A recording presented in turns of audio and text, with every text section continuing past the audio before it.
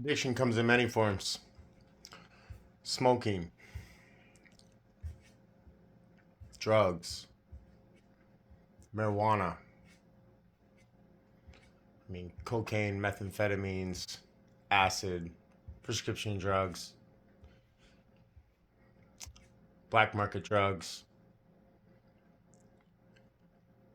I want to talk about some other types of addictions one can procure: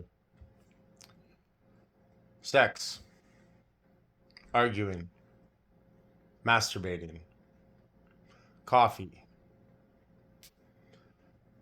Even a simple conversation can become addicting. Sweets, sugars, per se. A human can become addicted to anything.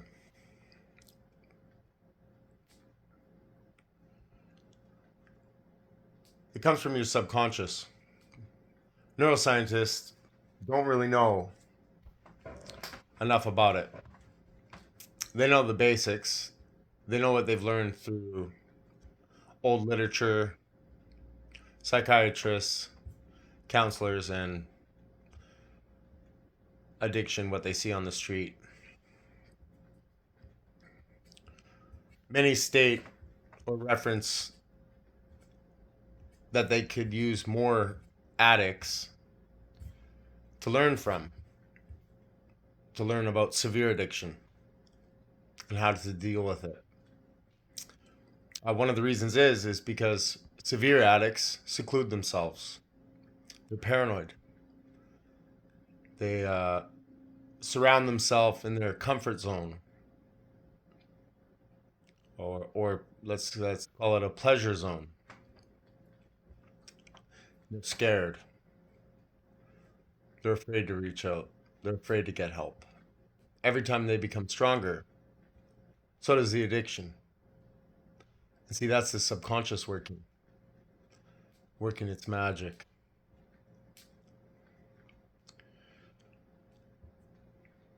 I would like to sum up the things that they don't know.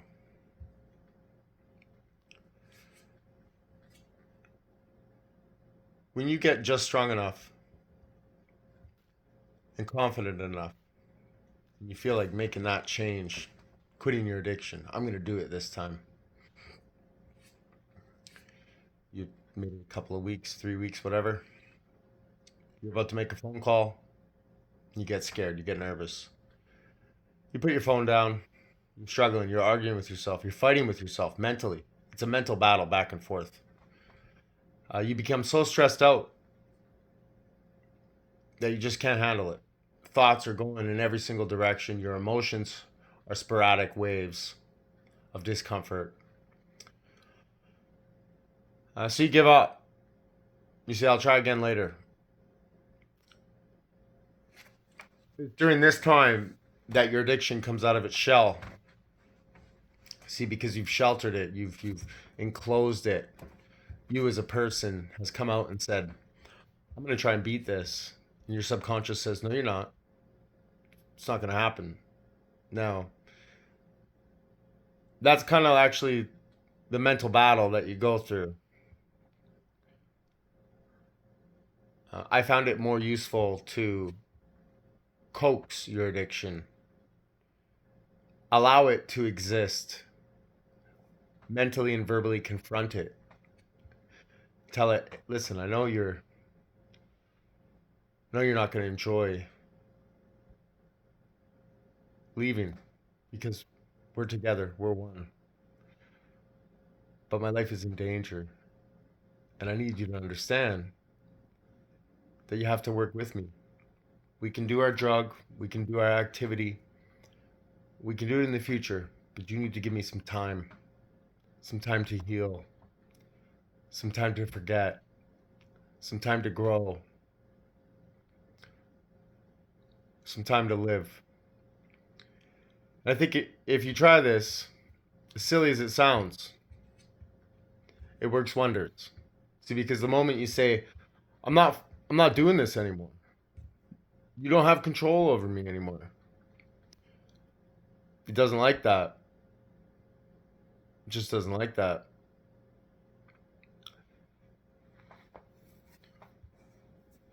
You're addicted because your levels of dopamine, your sense of pleasure, your sense of reward, your drug of choice or activity of choice has become a necessary requirement for you to exist. It is so deeply ingrained in a severe addict and seems next to impossible to get away from.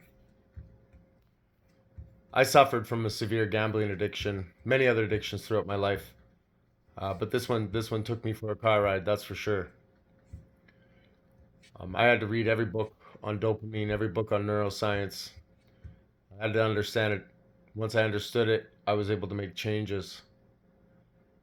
So remember, if you are addicted to something and you just can't stop and you've tried everything to quit, and you're at your wit's end, sometimes you debate whether you're going to end your life or not because it's just too difficult, just too much to handle.